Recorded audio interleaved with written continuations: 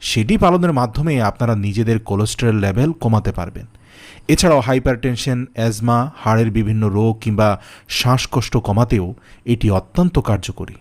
চলুন এবার আপনাদের আমলটি সম্পর্কে বিস্তারিত জানানো যাক। প্রথমে আপনি 3 টুকরো রসুন নিয়ে নেবেন। এরপর আপনি রসুনের টুকরোগুলোকে আপনার সামনে রাখবেন।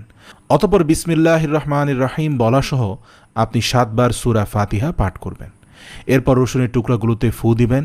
সেই ফু দেওয়া 3টি রসুনের টুকরো, একটি সকালে, একটি দুপুরে, একটি রাতে, এভাবে 3 বেলা খেতে হবে। স্বাভাবিকভাবেই কাঁচা রসুনের টুকরো খেতে খুবই বিস্বাদ লাগে, ঝাঁঝালো স্বাদ, অনেকে সহ্য করতে পারেন না। তারা চাইলে সরাসরি রসুনের টুকরোগুলো পানি দিয়ে গিলে খেতে পারেন, তবে এটি অনেক ক্ষেত্রে ঝুঁকিপূর্ণ। সবচেয়ে ভালো হয় সরাসরি চিবিয়ে খাওয়া। প্রিয় দর্শক, এভাবে সূরা ফাতিহা 7 বার পড়ে রসুনে ফু দিয়ে খেলে আল্লাহ রাব্বুল আলামিন আপনাকে নানাবিধ অসুস্থ